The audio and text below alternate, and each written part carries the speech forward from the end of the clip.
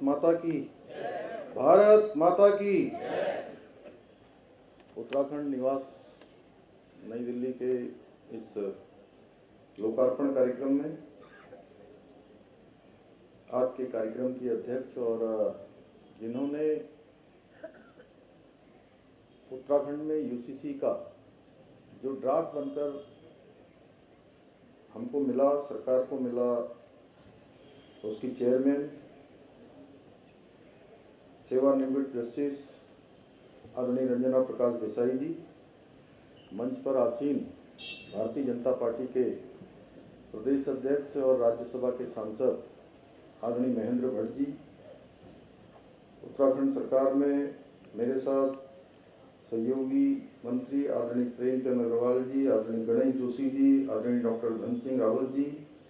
और नैनीताल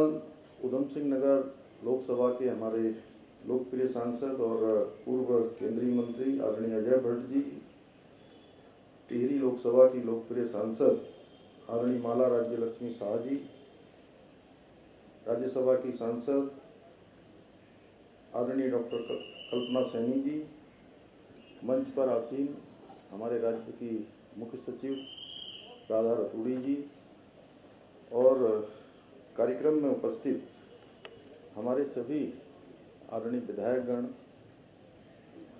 आदरणीय हमारे सभी दायित्ववान, सभी जिम्मेदार हमारे कार्यकर्ता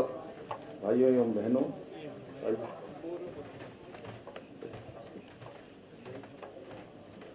अभी हमारे बीच में हमारे पूर्व मुख्यमंत्री और लोकसभा के सांसद आदरणीय त्रिवेंद्र सिंह रावत जी भी आ गए हैं। मैं उनका भी अभिनंदन करता हूं, स्वागत करता हूं और यहाँ पर उपस्थित हमारे सभी आए हुए आज के सभी अतिथिगण मैं देख रहा हूँ दिल्ली में और दिल्ली के आसपास और उत्तराखंड से बड़ी संख्या में विभिन्न क्षेत्रों से जो एक पूरे उत्तराखंड का प्रतिनिधित्व करती है, वो सभी लोग यहाँ पर उपस्थित हैं। हमारे सभी पत्रकार मित्र, सभी छायाकार बंधु, श्री शत्रुघ्न सिंह जी हमारे पूर्व मुख्य सचिव भी हैं और अभी आदरणीय रंजना जी ने जैसा बताया कि यूसीसी का जो ड्राफ्ट हमको मिला है उस में उनकी बहुत महत्वपूर्ण भूमिका है और ड्राफ्ट बनने के बाद जो उसका क्रियान्वयन होना है उसमें भी लगातार कई महीनों से मैं व्यक्तिगत रूप से जानता हूं कि आपने रात में कई घंटों तक 1-2 बजे तक आपकी पूरी टीम ने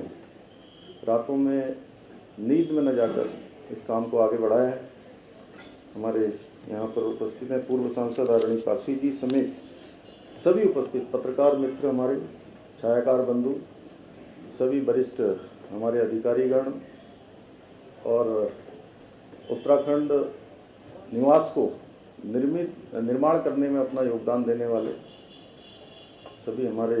अधिकारीगण। विनोद सुमन जी उधर से मुस्कुरा रहे हैं और इनकी राज्य संपत्ति के सचिव हैं और सभी इनकी पूरी टीम। मैं सबका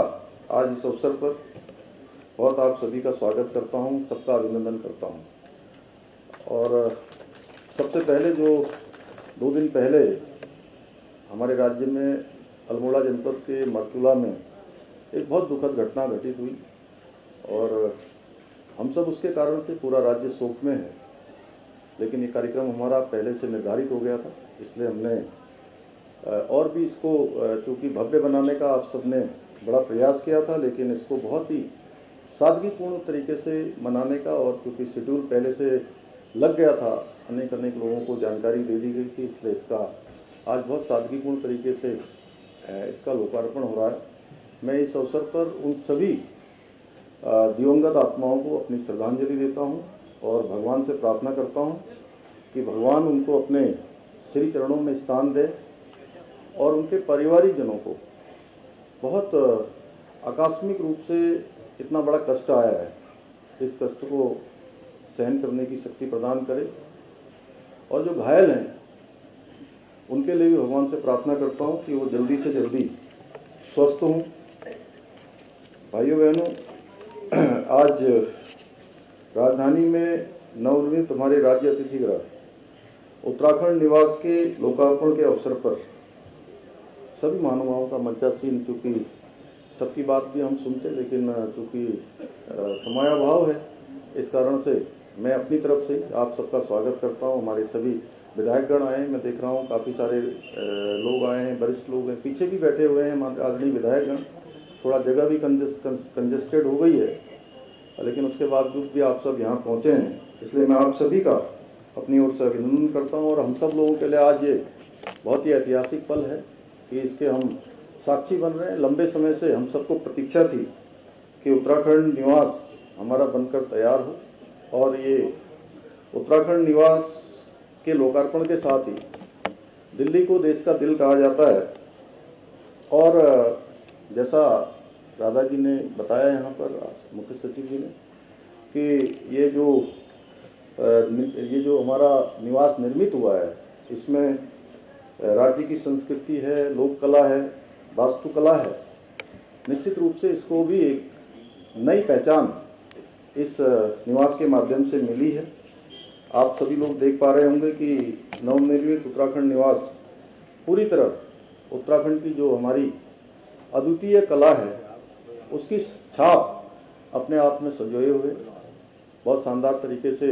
इसका निर्माण कार्य हुआ है। इसकी दीवारें पारंपरिक रूप से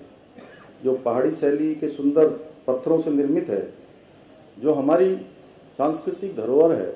उस सांस्कृतिक धरोहर को भी जीवंत करने का काम करती है। क्योंकि मैं इसके लोकार्पण से पहले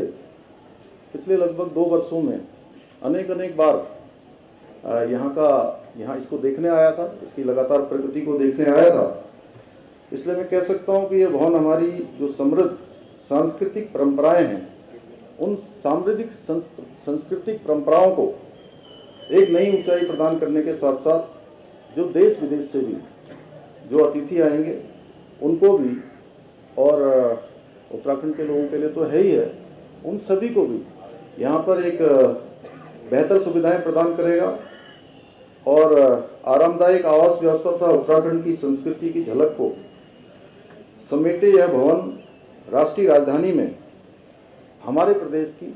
एक गरिमा का प्रतीक बनेगा। और निश्चित रूप से हम लोग बहुत सारे लोगों को अपना ब्रांड एम्बेसडर बनाते हैं, और जो भी उत्तराखंड आते हैं अच्छा अनुभव लेकर जाते हैं। तो ये भवन भी इस दिशा में हमारे लिए एक ब्रांड एम्बेसडर की तरह ही ये भवन काम करेगा कि जो भी यहाँ आएंगे एक अच्छा अनुभव यहाँ से लेकर जाएंगे। मैं चाहता हूँ कि इस भवन में हमारे जो पारंपरिक जो व्यंजन हैं, जो हमारे पूर्वजों के द्वारा हम सबको विरासत में दिए गए हैं, उन व्यंजनों को इसमें परोसा जाए। साथ ही हमारे प्रधानमंत्री जी के नेतृत्व में जो विश्व के अंदर श्री अन्न का प्रचार प्रसार हुआ है, और पूरे विश्व ने ये माना है कि श्री अन्न हमारे लिए स्वास्थ्य की दृष्टि से भी बहुत ही उत्तम होता है। तो श्री अन्न उत्पादों और जैविक उत्पादों की बिक्री के लिए भी यहाँ पर एक विशेष काउंटर की व्यवस्था हो। इसके अलावा जो हमारे उत्तराखंड की पहचान है, हम सब राधा जी ने जो धारण की है टोपी, हमारे प्रधानमंत्री जी ने 26 जनवरी 2022 को 26 जनवरी के दिन इसको धारण किया था, और उसके बाद से पूरे देश दुनिया में इसको मान्यता मिली है। तो एक टोपी है, हमारा पिछोड़ा है, शाल है, जैकेट है, जो भी हमारे यहाँ के मुनस्यारी के या उधर मलारी से उत्तरकाशी में अनेक स्थानों पर जो अच्छे अच्छे शॉल बनाए जाते हैं, अच्छे अच्छे मफलर जैसे स्टॉल बनाए जाते हैं, उन सभी को यहाँ पर उनकी बिक्री की व्यवस्था हो। क्योंकि वो जो उत्पाद हैं या जो इस प्रकार के निर्माण हैं, इस प्रकार के हमारी बहनों के द्वारा, स्वयं सहायता समूह के द्वारा जो बनाए जाते हैं, वो अपने आप में बहुत ही उत्तम उच्च गुणवत्ता के होते हैं। इतनी अच्छी उनकी क्वालिटी होती है कि बहुत बार मैं जब देखता हूँ इतनी सुंदर पैकेजिंग, हमारे जो हाउस ऑफ हिमालय ब्रांड हमारे प्रधानमंत्री जी ने अभी जिसका शुभारंभ किया था, हमारी बहनें, स्वयं सहायता समूह के लोग, पहले हिलांस, हिमाद्री, इसके माध्यम से जो देश दुनिया को हम आज दे रहे हैं, वो इतने अच्छे हैं कि उनके सामने देखने में कई बार लगता है कि बार बार देखते रहो, और बार बार देखने के बाद भी ऐसा लगता है कि ये हमारे जो कई सारी बहुराष्ट्रीय कंपनियां हैं, उन बहुराष्ट्रीय कंपनियों से भी अच्छे उत्पाद हमारे यहाँ के बनाते हैं। तो ये निश्चित रूप से हमारे आने वाले सभी अतिथियों के लिए एक विशेष प्रकार का अनुभव होगा। ये भवन न केवल अतिथियों की, हमारे आने वाले अतिथियों की जो आवश्यकताएं उसको पूर्ण करेगा, बल्कि हमारे राज्य की जो समृद्ध सांस्कृतिक विरासत है, उस विरासत को भी लोगों तक पहुंचाने का काम करेगा। मैं इस अवसर पर जिन जिन लोगों ने भी, जिन संस्थाओं ने भी इस भवन के निर्माण में अपना योगदान दिया है, सभी अधिकारियों का, कर्मचारियों का, मजदूरों सहित सभी सहयोगियों का मैं दिल से धन्यवाद देना चाहता हूं, जिन्होंने इस परियोजना को सफल बनाने में अपनी महत्वपूर्ण भूमिका निभाई है। और मैं कहना चाहता हूं, वाकई में कठिन काम था, और मैं कई बार मजदूर भाइयों से भी यहाँ पर मिला। मैं आप सबके समर्पण को नमन करता हूँ। भाइयों बहनों, आगामी 9 नवंबर को हम राज्य निर्माण की रजत जयंती वर्ष में प्रवेश करने जा रहे हैं। ऐसे में इस भवन का लोकार्पण शेष उत्तराखंड राज्य बनाने के हमारे संकल्प को एक मजबूती प्रदान करेगा, हमारे राज्य को गति प्रदान करेगा, उन्नति प्रदान करेगा, और साथ साथ में राज्य को आगे बढ़ाने के लिए हम सबको प्रेरित करेगा। और पिछले सालों में कई महत्वपूर्ण योजनाएं और नीतियां हमने सफलतापूर्वक लागू की हैं, जिससे राज्य का चहुमुखी विकास सुनिश्चित हो। यही कारण है, जैसा अभी मुख्य सचिव महोदय ने बताया यहाँ से, कि इसी कारण से सतत विकास के लक्ष्यों को प्राप्त करने में नीति आयोग के द्वारा जो रेटिंग, जो इंडेक्स जारी किया गया है इस वर्ष का, उसमें उत्तराखंड राज्य को पूरे देश में पहला स्थान प्राप्त हुआ है। मैं इसके लिए आप सबको बधाई देना चाहता हूँ। साथ ही ईज ऑफ डूइंग बिजनेस में राज्य को अचीवर्स तथा स्टार्टअप रैंकिंग में लीडर्स की श्रेणी प्राप्त हुई है। जीएसडीपी में 33% की बढ़ोतरी हुई है, जो एक हमारे लिए अच्छी प्रेरणा भी है और प्रोत्साहन भी है। और यही नहीं, आज हमारा राज्य युवाओं को रोजगार देने में भी आज अग्रणी राज्य बनकर उभर रहा है, और हमने एक वर्ष में बेरोजगारी दर में 4.4% की कमी लाकर आज हम जो राष्ट्रीय औसत है, उस राष्ट्रीय औसत से भी हम आगे बढ़े हैं, उसको हमने पीछे छोड़ा है। अभी हाल में फिल्म निर्माण के क्षेत्र में भी सबसे अनुकूल राज्य होने के लिए हमको इसमें भी देश में प्रथम पुरस्कार प्राप्त हुआ है। इसके अलावा हमारी सरकार ने राज्य हित में अनेक ऐतिहासिक निर्णय लिए हैं, जैसे कि अभी आज सबसे बड़े प्रतीक के रूप में हमारे सामने साक्षात रूप से आदरणीय रंजना प्रकाश देसाई जी आज हम सबके मध्य में हैं। तो यूसीसी लागू करने की दिशा में कदम उठाने वाला पहला राज्य हमारा देश का उत्तराखंड बन गया है। जल्दी ही हम उसको लागू करने की दिशा में भी काम करने वाले हैं। हमने प्रदेश में देश का सबसे प्रभावी